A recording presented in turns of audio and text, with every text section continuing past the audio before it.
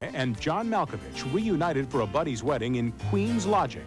Law student Patrick Dempsey is hunted by the mob in Run. And human-sized insects learn to love suburban life in Meet the Applegates. It's all coming up next on Siskel and Ebert.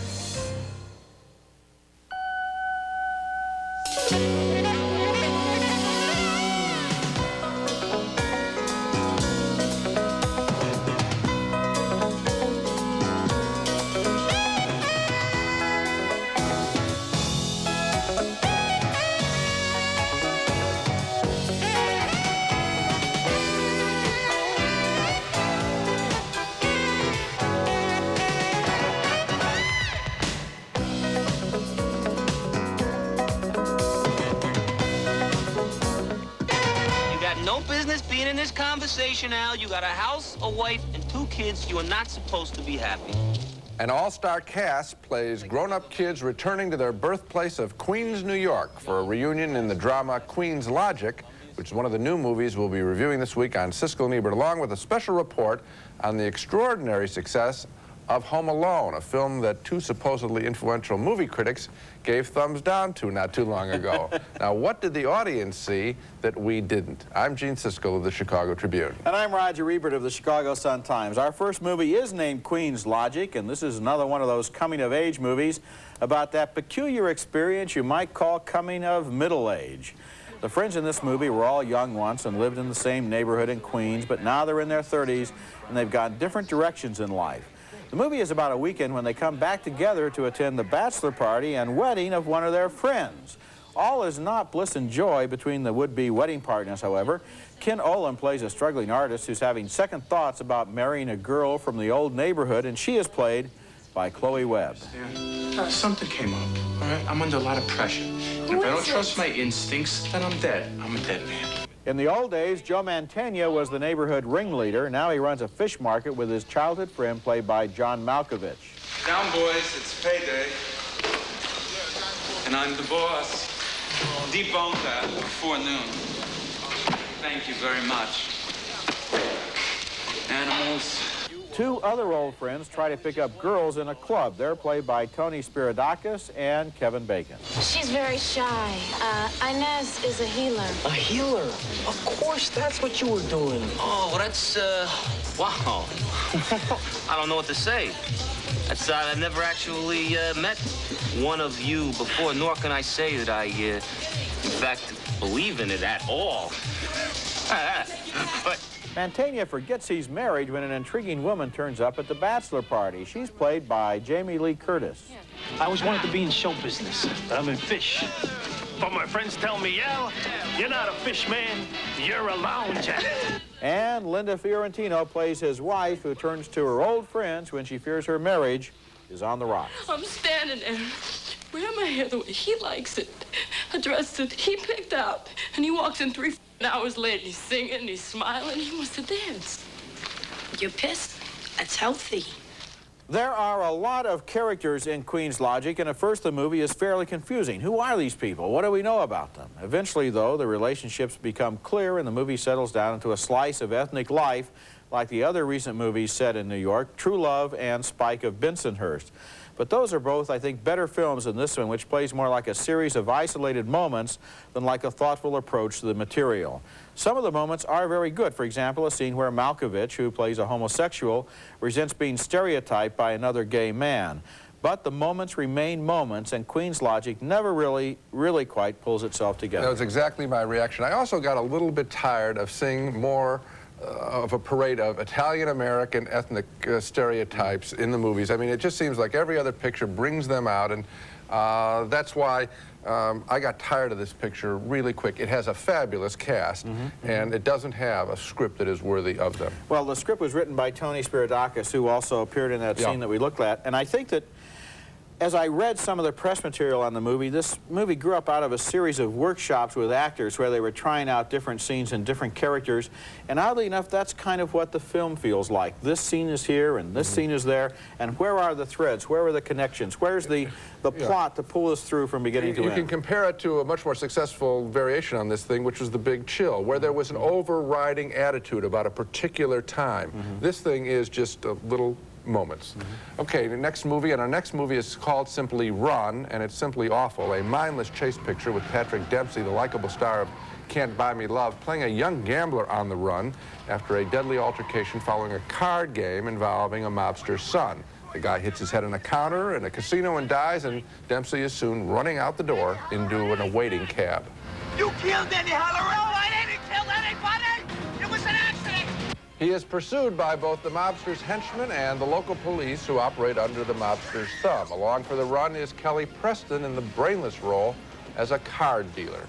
People on the run often run into carnivals in the movies because there's so many bright lights there.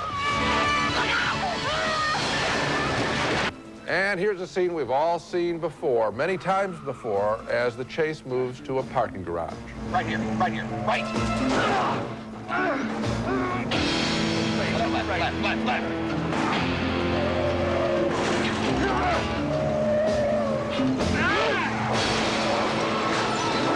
Hey, they crashed into each other. You know, when I see a scene like that, I often wonder, where is the filmmaker's pride? Why can't they say no to a scene like that?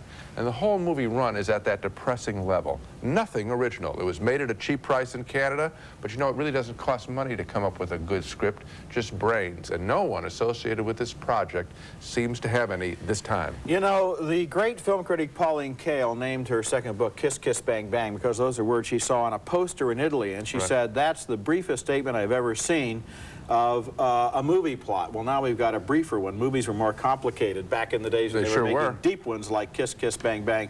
Run really does describe this movie. He runs from beginning to end, and what disturbed me was the movie makes no attempt to answer the obvious questions of the audience. There are several opportunities in this movie for this guy to get clean away, no problems, he's out of town, they never see him again, but no, he has to stay there and make one mistake after another, one brainless act after another, just in order to set up another sequence. It's completely worthless. Coming up later in the show, a man's girlfriend vanishes into thin air in The Vanishing, and coming up next, clever insects from the Amazon transform themselves into the folks next door in Meet the Applegates. Okay, crawlers, rise and mutate. It's imperative that we maintain a believable cover while they infiltrate and sabotage the nuclear power plant. What's nuclear, Dad? Lesson number 1. Most people say nuclear. Next time, get it right. They may look like a typical suburban family, but actually those are extremely intelligent and dangerous giant insects from the Amazon who develop the ability to transform themselves so they appear to be human beings. Then they move into a dream world where there's lots of sugar and grease and fast food and garbage to dine on, a typical American suburb. The name of the movie is Meet the Applegates, and here's what dinner time is like at the Applegate house. Johnny, eat some more sugar. You're still growing. I'm already full. If you don't eat your dinner, you can't have dessert. Did someone say dessert? I happened to find a pile of rancid trash in a dumpster behind the 7-Eleven. That's Stockard Channing as Mom Applegate, and Ed Begley Jr. plays Dad. The next-door neighbor is played by Glenn Shaddix, and he is the natural arch-enemy of the insects because he is an exterminator. His dog captures a large insect that had appeared to be the Applegate's dog before it reverted to being an insect after getting stoned on pot. Look, it's got Spot's collar on it.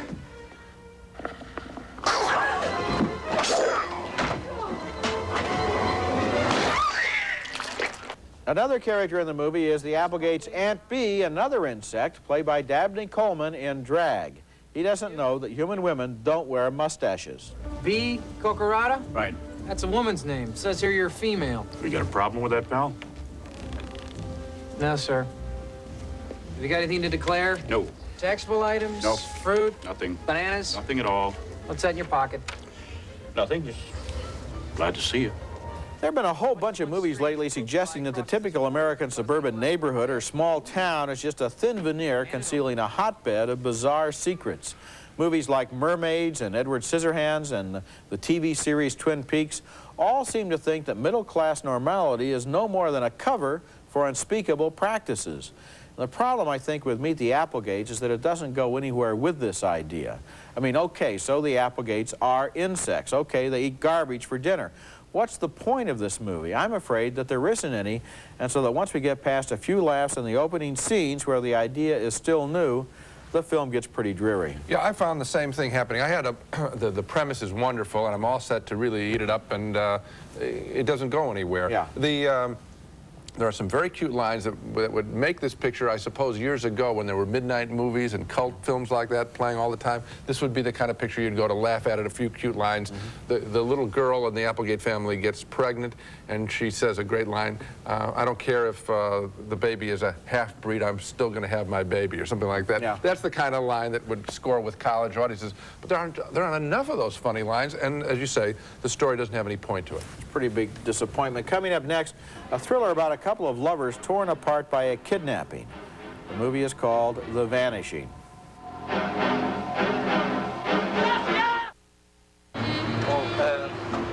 There. You don't mind walking there? Why do you not step in my car? That is more easy. A kidnapper tries to set up a victim in our next film, a 1988 Dutch thriller just having its premiere in this country, and it's an interesting picture because of its refreshingly matter-of-fact style. It's called The Vanishing, and the person who vanishes is a young woman who is kidnapped at a truck stop after being separated from her lover. The tension in the film is set up when we first meet the couple. There's a problem with their car in a tunnel. The man leaves to get some gas, and the woman is nervous when he's gone for too long a time.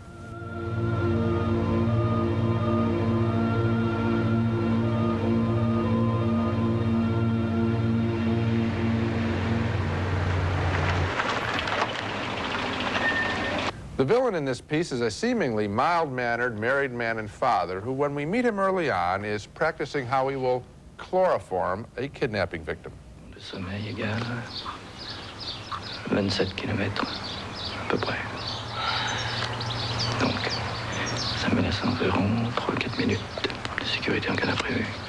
In a flashback to the villain's past, we see him rescue a drowning girl, but then he says some ominous words to his admiring daughter. Papa, t'es un héros. C'était comme ça, sans réfléchir. Naturellement, je suis un héros. Mais méfie-toi toujours des héros. Un héros, ce n'est rien d'autre que quelqu'un capable d'un excès. The Vanishing generates some power by not going over the top with its evil like most American thrillers do. Somebody simply disappearing is frightening enough. And the random way a kidnapped victim is chosen is disturbing too. Somebody falls into his net, somebody else doesn't. But the film never got beyond that mundane quality for me, and I found the portrait of the villain to be a little too studied, a little too quirky. So a negative, mixed review from me. I'm really enthusiastic about this movie. I liked it a whole lot, and one of the things I liked was the fact that the director really shows you two of the major cards in his hand right away. Before the movie is 20 minutes old, we know how she disappeared, and we know who took her. And then the movie flashes forward 3 years to the fact that this man becomes obsessed with knowing what happened to his wife. This breaks up a relationship that he has. It makes it impossible for him to have any peace of mind in his everyday world. He's got to know what happened. And that's when the movie really gets interesting, because, of course, this killer can't tell him what happened, and that leads to the ending, which to me is truly horrifying, and I think this is a very good movie. The ending is surprising the way you say, but I don't know if you know what I mean by the killer as, the kidnapper as too quirky. It's a little too studied for me. No, not at all. Here's a guy, it's really chilling the way he works this logic. He saves somebody's life, and so that gives him the freedom to take somebody's life. And it all goes back to childhood, that wonderful scene about free will when he was a little boy, and he's standing on the ledge and he can either jump or not jump, and he thinks, of course I won't jump, and so he does jump, and so he realizes that he can go over that edge. It's a fascinating psychological study here. I don't think of the killer. I think of the tension that the film sets up. That works. I don't think that the killer is that interesting. Okay, a little movie named Home Alone bounced around from one studio to another because nobody thought it would have much promise at the box office, but now it's about to become the biggest hit of all films released in 1990. We'll analyze the movie's success when we come back. Kevin! The film was directed by Chris Columbus and written and produced by John Hughes, who specializes in movies about kids and families and teenagers, and this time they really hit the jackpot. Almost every scene in the movie involves a previously little-known young actor named Macaulay Culkin, who who was inadvertently left home alone when his large extended family and relatives all oversleep and race to the airport without him. The movie follows his adventures as he copes by himself for a few days and even booby-traps his house to foil a couple of would-be thieves. Heads up! Don't worry, Marv, I'll get him for you.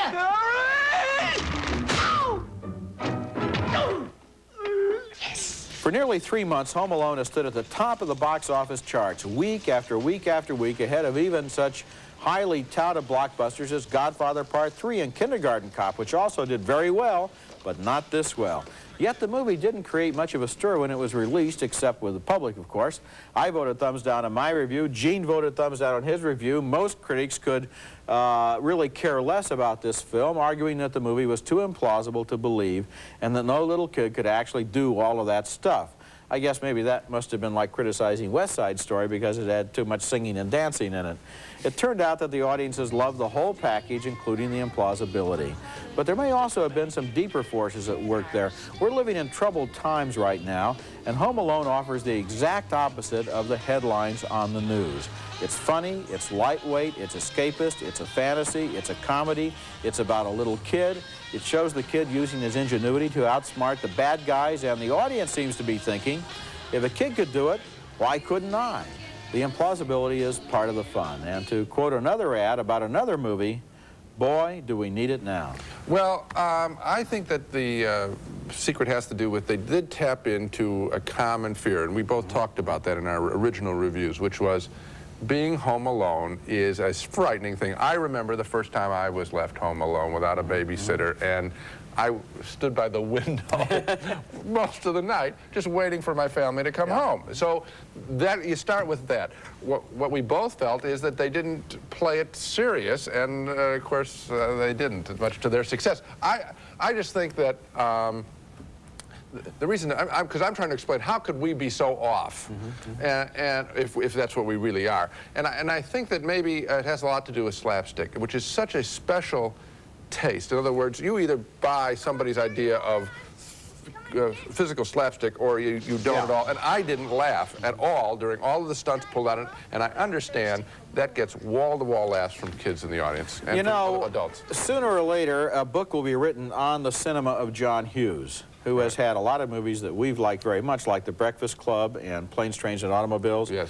And who takes a very simple idea every time. Look at Ferris Bueller's Day Off. A kid gets a day off from school. Right. Planes, Trains, and Automobiles, 2 people trying to get home for Thanksgiving. Right. Breakfast Club, 4 kids stuck in detention after school. Right. A very simple idea that everybody can identify with, and then develops it in a way that is more or less accessible, and yet at the same time there's usually a little current of meaning in there. And this time he really did strike a nerve that he didn't strike for us, but all along it's interesting that he takes these typical, everyday, universal American experiences. He doesn't go for, it's not monsters, it's not Star Wars, it's just everyday stuff. Yeah, he's, along with Spielberg, Vincent can be called Spielberg, the poet of suburbia. I guess he might be a lyricist or something. The other thing that was going on in the film was that Christmas subtext, and I think that's a very powerful thing. People hunger for a heartfelt Christmas movie, I think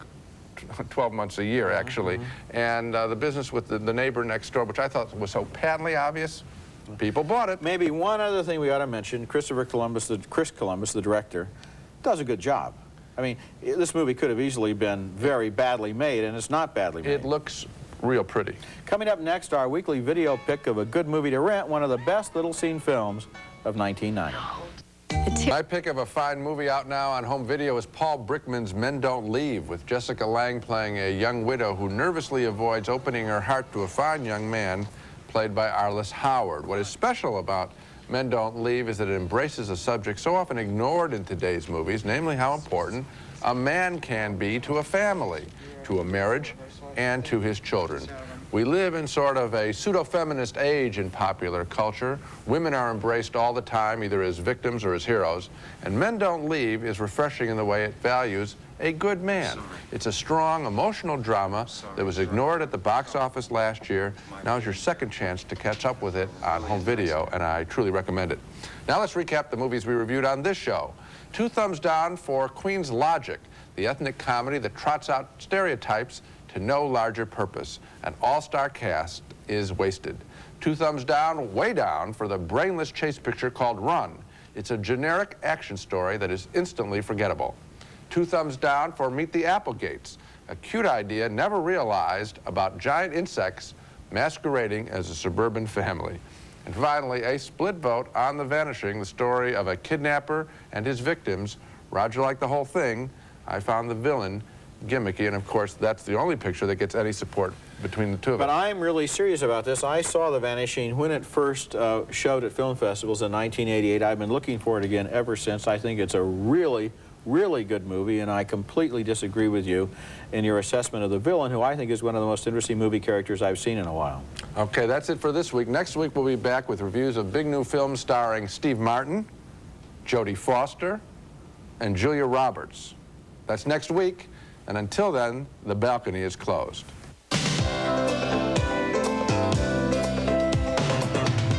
It's America's favorite jelly bean, Jelly Belly, now appearing at theaters and video stores with good taste. Jelly Belly beans, try them, you'll love them. Rice-A-Roni, the San Francisco treat, now with 30 flavors you can serve it every day for a month and never serve the same dish twice. Capri moisturizing foam bath and bath beads with natural floral essences and luxurious foam. Capri gives you softer skin. Magla's reversible ironing cover with Teflon coated design gives you 2 covers in 1. Iron on either side from Magla Home Helpers.